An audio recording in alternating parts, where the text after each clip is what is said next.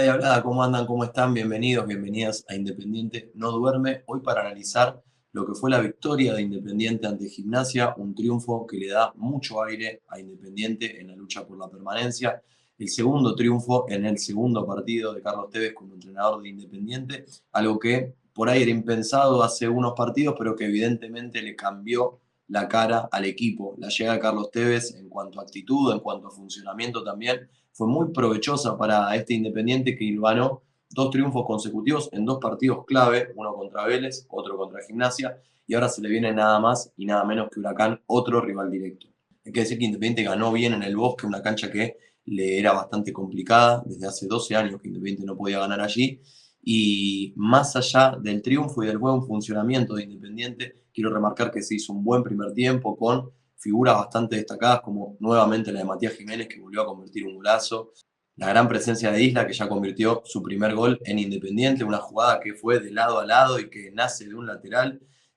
Hay mucho para hablar y mucho para analizar de este partido que termina ganando Independiente, un poco sufrido tal vez por ese gol que llega en el segundo tiempo de Gimnasia, un segundo tiempo donde Independiente también se quedó desde lo físico, con un buen partido de Santita González, con un buen partido nuevamente de Rodrigo Rey, su arquero, que aparece en los momentos clave, que tiene atajadas que son gana partidos, así que hay que destacarlo. Pero no quiero quedarme solamente con eso, porque la realidad es que el árbol, en este caso, y haciendo un juego de palabras, no debe tapar el bosque. Se habló muchísimo, se condicionó muchísimo, sobre todo al árbitro, al juez del partido, a Leandro Rey Hilfer, luego de lo que sucedió la semana anterior, cuando Independiente le ganó a Vélez aquella primera final de la que mencionábamos, bueno, la segunda porque ya había perdido contra Colón, se había condicionado muchísimo al arbitraje y se había hablado muchísimo en los medios de comunicación por parte de distintos periodistas, comunicadores, operadores, programas televisivos, radiales, diarios, etcétera. Bueno, hay que decir que desde que Leandro Rey Hilfer fue designado para este partido, mucho de esto que se dijo tuvo que ver también en el desarrollo del encuentro. ¿Y por qué mencionamos esto? Bueno, Leandro Rey Hilfer fue quien estuvo encargado del VAR en el partido donde Independiente le ganó a Vélez con un penal que Rapalini sanciona sobre el final del partido, un penal que hay dos penales en la misma jugada. Bueno, ya lo hemos repasado, les dejo por acá si quieren, por acá mejor dicho, el análisis de lo que fue la victoria contra Vélez con ese penal que algunos medios tildaron de polémico y del que estuvieron hablando durante casi toda la semana. Bueno, no solo hablaron de esa jugada, sino también hablaron de la presencia de Leandro Rey Hilfer para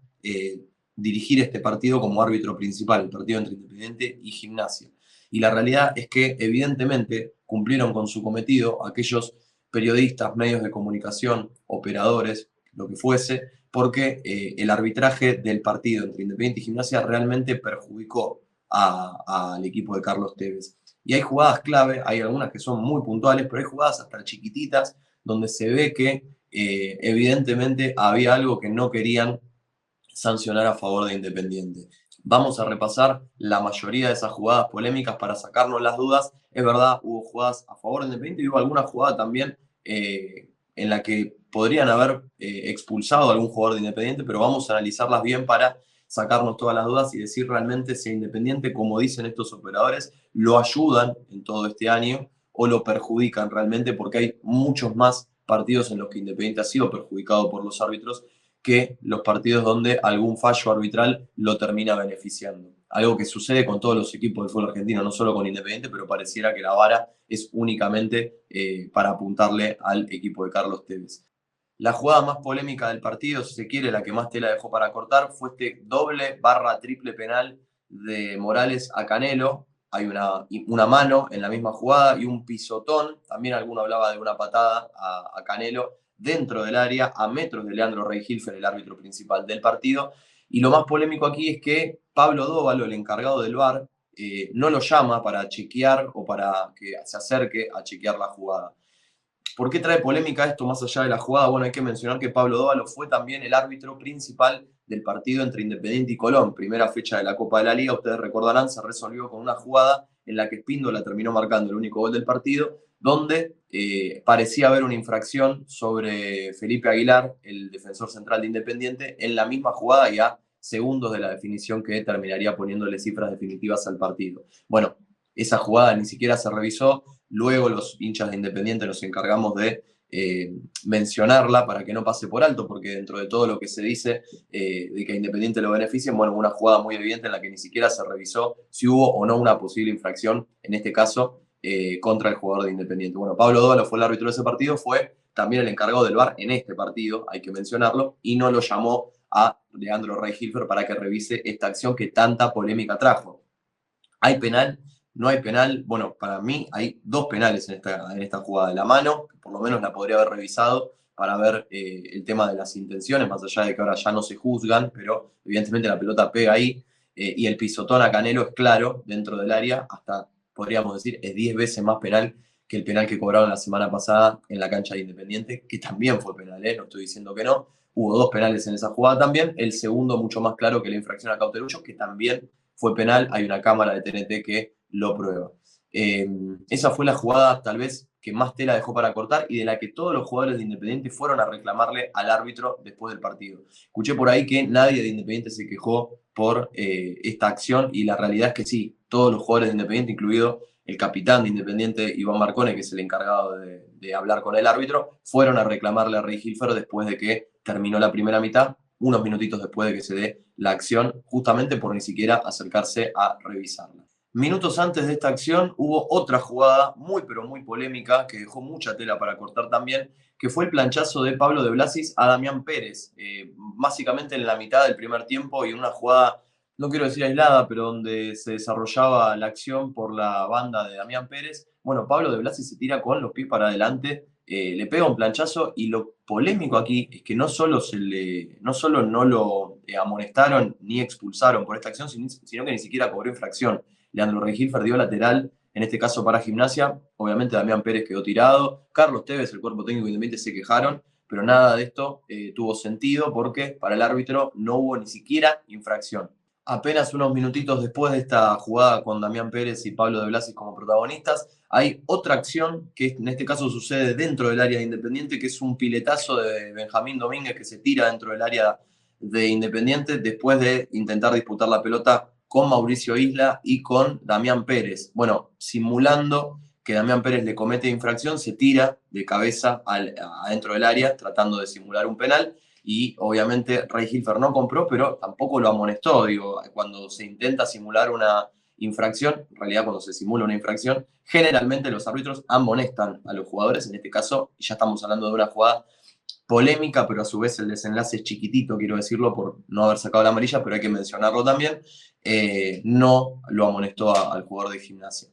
Otra de las jugadas chiquitas, entre comillas, pero que también se dio en ese momento del partido, unos minutos antes, en este caso, de la patada a Damián Pérez y de esta simulación dentro del área de Independiente, fue la jugada en la que le cobran retención a Saltita González. Rodrigo Sarabia le comete no menos de 5 infracciones, pateándolo, incluso cuando él está ya en el piso tratando de cubrir la pelota. Y el árbitro le cobra, efectivamente, retención a Saltita González,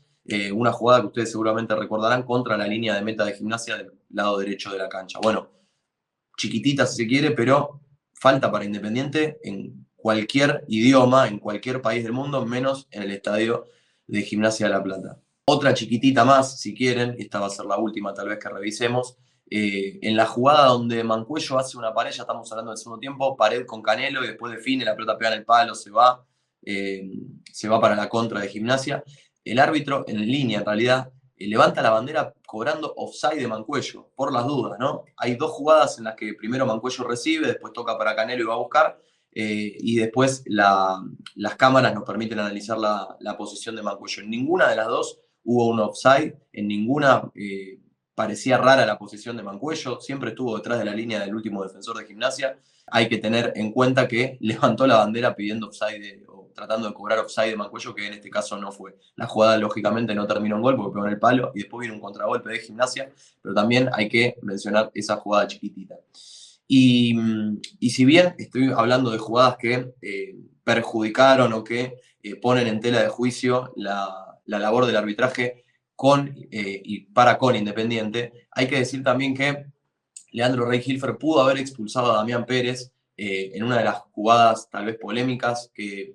los hinchas y los periodistas partidarios de Gimnasia mencionaron después del partido, y lo cual para mí es válido porque Damián Pérez, estando amonestado, hace una jugada bastante temeraria en el inicio del segundo tiempo y pudo haber sido expulsado por segunda amarilla. No sé si están de acuerdo o no, pero me parece que es una jugada también a tener en cuenta porque el arbitraje generalmente es malo para los dos lados. Como te dan, te quitan, como te quitan, te dan. En este caso, yo creo que el árbitro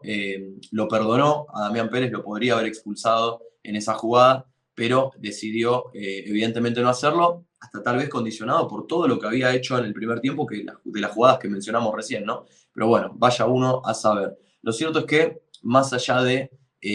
toda esta operación mediática que se generó en la semana, después de lo que fue el triunfo de Independiente ante Vélez, evidentemente generó algún tipo de accionar en el arbitraje del partido entre Independiente y Gimnasia, porque Independiente, en distintas jugadas que hemos repasado hasta acá, lo perjudicaron. Y hay otras más chiquititas que tal vez no tenía mucho sentido verlas, pero estas sí fueron las principales jugadas en las que Independiente podría sentirse perjudicado, ¿no?, por el arbitraje. Lo cierto es que como Independiente ganó, y ganó bien en el Bosque, es decir, más allá de que ganó por un gol, ganó jugando bastante bien, sobre todo en el primer tiempo, en un trajín del segundo tiempo se quedó, y en los últimos minutos salió a buscarlo, de hecho con otro golazo de Jiménez terminó cerrando el resultado.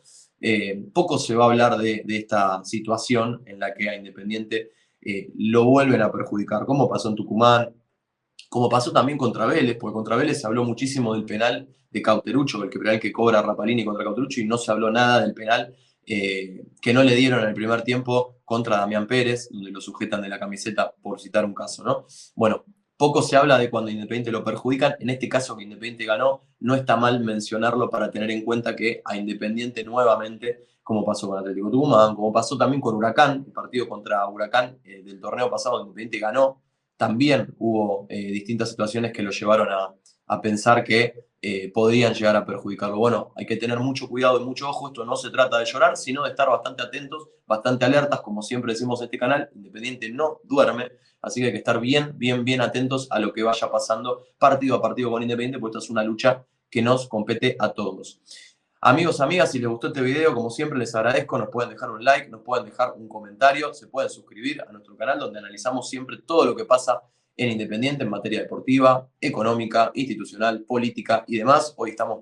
pero muy felices por la victoria de Independiente en el Bosque. Importantísima victoria de cara a lo que viene, que va a ser el duelo contra Estudiantes por Copa Argentina y después una nueva final contra Huracán por la permanencia. Así que, amigos, amigas, si les gustó el video ya saben lo que tienen que hacer. Los esperamos acá con Gonza el martes, como siempre, 11 de la noche, en una nueva edición, en ese caso en vivo, de Independiente no duerme. Abrazo grande y aguante el rojo.